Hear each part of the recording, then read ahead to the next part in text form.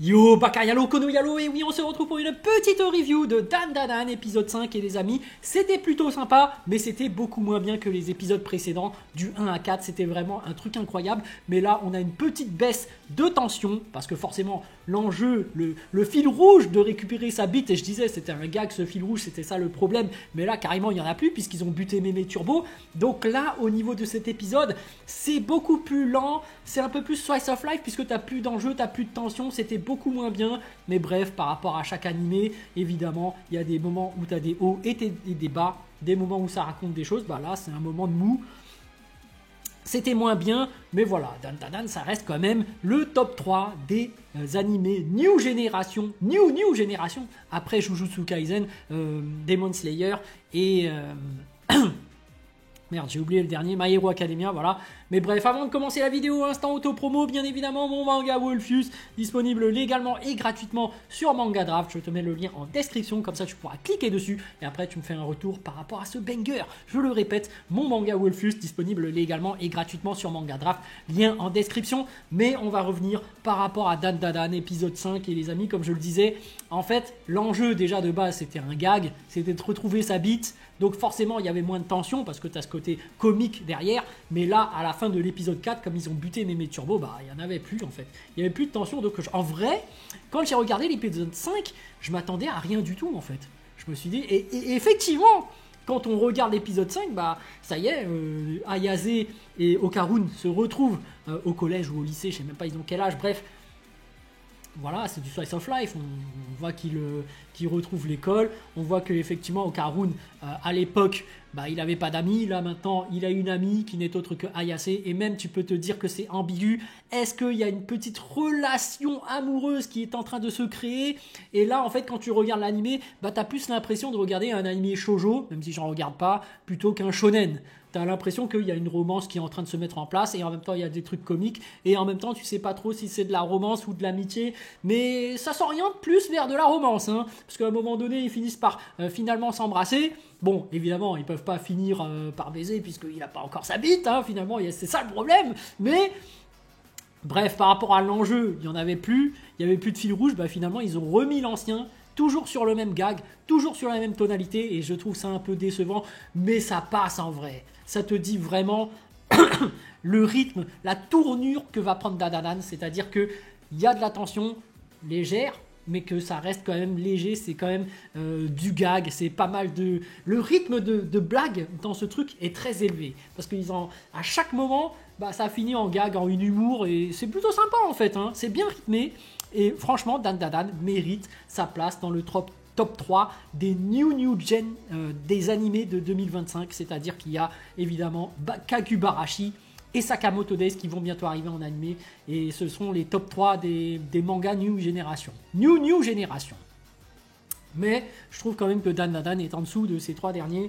Mais après, chacun ses goûts. Mais c'est vrai qu'il n'y a rien à dire. Dan Dan Dan fait partie du top 3. Mais c'est vrai que c'est marrant de les voir dans leur école essayer de se retrouver. Donc on voit que pendant qu'il y en a une qui va au restaurant, l'autre va au bar, puis ensuite ils changent de route sans jamais se croiser. Tu sens que les deux sont synchronisés, sont sur la même longueur d'onde. Tu vois qu'il y a un feeling entre les deux. Donc ils ont vraiment envie de se rapprocher. Donc est-ce que vraiment on s'oriente vers de l'amour, tu vois? Limite, à un moment donné, ils sont en cours, ils peuvent plus s'empêcher de travailler et ils se disent non, il faut absolument que je lui parle. Donc entre les deux, il y a vraiment une relation qui est en train de se créer, peut-être amicale, peut-être que ça va aller plus loin, et en même temps, bah, le destin fait que les deux n'arrivent pas à se retrouver, qu'à la fin ils se retrouvent et bon, bah, c'est beau, ils s'embrassent. Moi j'aurais voulu que ça aille plus loin, même si on sait très bien qu'il peut pas la baiser, hein. C'est que, bon, on est dans un animé quand même. Mais bref, de toute façon, il n'a pas d'engin, quoique là, il a sa bite. Attention, donc il y a un problème, il essaye de retrouver ses couilles, mais il a sa bite. Là, il n'y a plus les contraintes de tomber enceinte, mettre en cloque, tout ça. Ça veut dire que si t'as pas les couilles, tu peux faire l'amour et que ensuite, voilà, il se passe rien. Puisque en théorie, il n'y aura plus rien pour sécréter les spermatozoïdes. Mais bon, nous n'allons pas aussi loin évidemment. Restons dans le thème, c'est-à-dire que Dan Dan Dan, ça reste un truc d'exorciste. Mais c'est marrant. Sachant que là, en vrai, on ne sait pas trop, il est dans la friend zone ou pas, mais il y a une relation cuisse-creux qui peut aboutir, bon, voilà, bon, et puis même avec la technologie de nos jours, rien ne t'empêche d'aller te greffer des couilles au moment où tu voudras faire des enfants. Mais bon, après, ils sont extrêmement jeunes, hein, mais n'empêche qu'avec la technologie, c'est possible de récupérer tes boules. Mais enfin bon, après, ce ne sont pas vraiment tes boules, ce sont les boules de quelqu'un d'autre. Donc en fait, si jamais tu as un enfant, sachant que la génétique joue, ton enfant aura la moitié de la génétique de quelqu'un d'autre et celui d'Ayazé. Donc est-ce qu'on peut considérer ça comme ton enfant? Oui, parce qu'en fait ton enfant c'est celui que tu élèves. Donc quand tu adoptes un enfant, c'est quand même ton enfant, mais bref, tu as compris, en termes de génétique pure, c'est pas finalement ton ADN qui est retransmis. Donc voilà, il y a un côté... bon. N'entrons pas dans ce sujet, pourquoi je vais aussi loin, bref, Dan Dadan, c'est sympa, Slice of Life, les deux sont mignons. C'est tout ce que j'ai à dire, hein.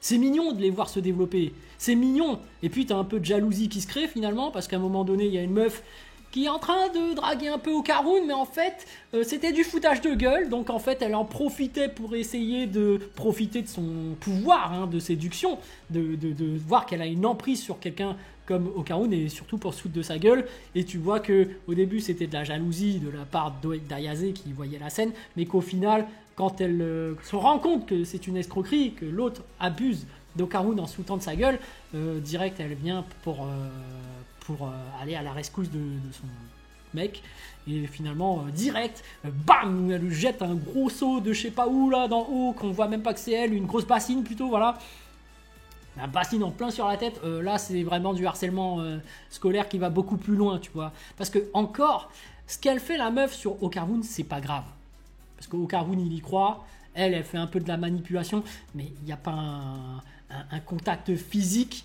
qui fait mal. Et même, il n'y a pas de dégâts mental. Pas encore, du moins, parce qu'Okarun, il n'a pas été blessé par le truc, il n'est même pas au courant. Bref, bon, après, le harcèlement scolaire, à la base, c'est vraiment ça. C'est quelqu'un qui fait des dégâts, soit physiques, soit mentaux sur quelqu'un. Mais là, en l'occurrence, il n'y avait pas eu encore grand-chose. Mais bon, Ayase, c'est direct, j'ai pas le temps, bam, passe dans la gueule, psh, la meuf dans les pommes, allez, dégage. Tu te dis, mais c'est du harcèlement, ça. Faut arrêter. Même si, au final, tu te dis, d'un point de vue éthique, est-ce qu'elle l'aurait pas mérité, tu vois? Mais n'empêche que c'est disproportionné. Elle n'aurait pas mérité une grosse bassine comme ça pour la faire tomber dans les vapes, la pauvre. Ça fait mal. Mais bref, c'est un animé, on s'en fout. Bref, non, c'est sympa. Franchement, c'est cool de voir que... Mais en fait, c'est cool, c'est sympa, tu passes un bon moment, c'est drôle, mais tu ne ressens pas de tension. Là, t'as plus de fil rouge. Tu te dis, bon, bah, je regarde ça, je m'attends à rien, en fait. Alors que quand tu t'attends à quelque chose et que t'as quelque chose, t'es vraiment content jusqu'au bout. Alors que là, tu t'attends à rien, tu regardes, c'est sympa. C'est ce qu'on appelle communément un anime toilette. C'est-à-dire que quand t'as rien à faire, c'est comme si tu étais aux toilettes, bah, tu te dis, allez, tiens, je vais regarder Dan Dadan. Sauf que, évidemment, tu as une hype par rapport à Dan Dadan, puisque t'as ce côté, c'est dans le top 3 des New Gen, donc tu as envie de voir ce que ça va donner. C'est comme quand Sakamoto Days ou Kagubarashi vont sortir, tu seras obligé de regarder parce qu'il y aura une hype autour. Tu vas te dire, ah, c'est un événement incroyable, c'est quand même le top 3. Tu as ce côté... c'est l'un des meilleurs, donc vu sa réputation, il faut que je regarde quand même pour voir ce que ça va donner. Et ça le mérite, parce que franchement, pour l'instant, en termes des animés 2025, il n'y a pas grand chose, hein, vu que Sakamoto Days et Kagubarashi sont pas sortis.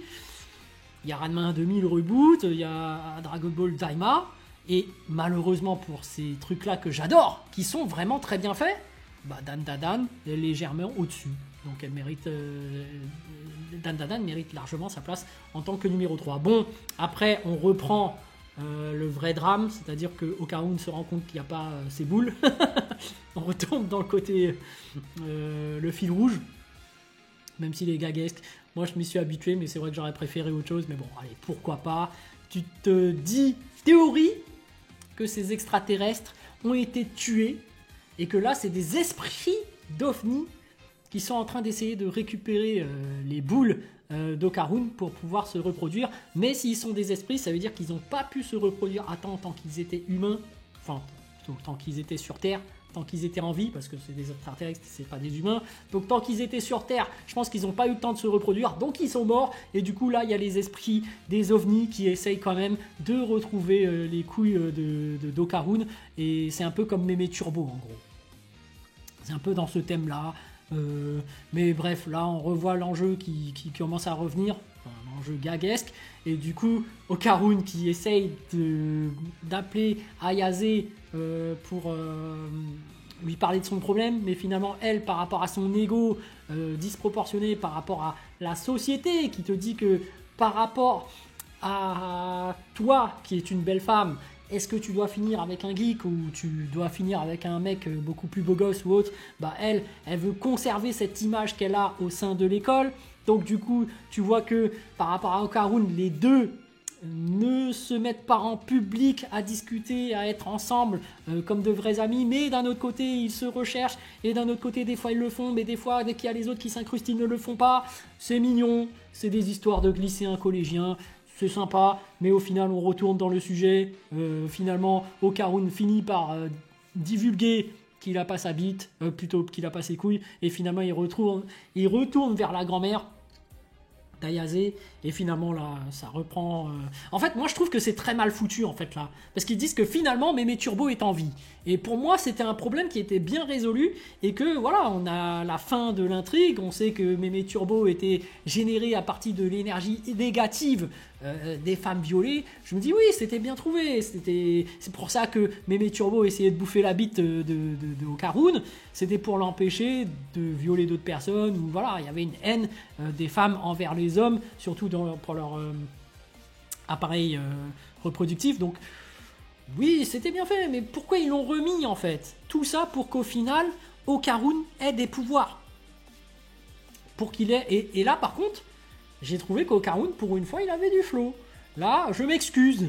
Là, quand il a sorti son mode transformé en mode Mémé Turbo, j'ai fait « Oh, stylé cette nouvelle transformation !» Parce qu'au début, il avait pas de flow. Pour moi, c'était l'un des gros défauts. Là, il commence à avoir du flow. Je me dis « Oh, il y a une amélioration, c'est bien. » Bon, apparemment, la grand-mère a réussi à extraire Mémé Turbo d'Okarun et de mettre seulement son esprit dans un espèce de chat figurine qui porte bonheur, là, des trucs japonais, et que finalement Okarun conserve ses pouvoirs, et d'un autre côté Mémé Turbo, elle est transférée dans une espèce de figurine, du coup elle devient inoffensive malgré son côté machiavélique, son côté malsain, son côté méchant, son côté vilain, mais au final ça devient une mascotte un peu à la Teach, où c'est mignon, même si c'est grognon, même si c'est, tu vois, chaque animé a une mascotte. En général, pour que ça marche, t'as besoin d'une mascotte. Par exemple, One Piece, t'as le petit renne là, Chopper.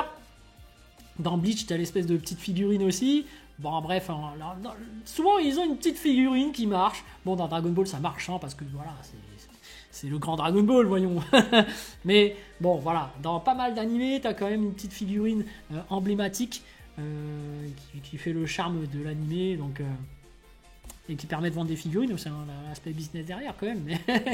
Mais bon, là c'est sympa. Bon, il n'y avait pas grand chose non plus dans cet épisode, à part de nombreux gags, à part que les liens entre Okarun et Ayase commencent à vraiment se faire, vraiment, tu sens qu'il y a une accroche entre les deux, que ça peut marcher, que même l'un des fils rouges de l'animé, ce serait même probablement de les voir finir ensemble, parce qu'au final, récupérer ses couilles vous habite, peut-être qu'à un moment donné il va récupérer ses couilles, mais finalement il va reperdre sa bite, je le sens la blague, mais bref, tu sens que ça c'est le fil rouge, mais qu'en même temps il y a un autre fil rouge derrière, c'est que les deux finissent ensemble. Et voilà, hein, bon, ça fait un peu shoujo, voilà. Bon, ça ne me dérange pas. En fait là pour l'instant je trouve que c'est pas mal. J'ai pris du plaisir à regarder cet épisode, même si en vrai quand j'ai démarré l'épisode je ne m'attendais à rien, comme il n'y avait plus de fil rouge, mais voilà. En fait, on va voir ce que ça va donner par la suite. Mais clairement, ça mérite sa place dans le top 3 des New Gen, avec bien évidemment ceux qui vont arriver, Sakamoto Days et Kagubarashi. Sur ce, les amis, je vous dis donc à plus dans le bus, ou plutôt à plus tard dans le car, ou plutôt à bientôt dans le bateau.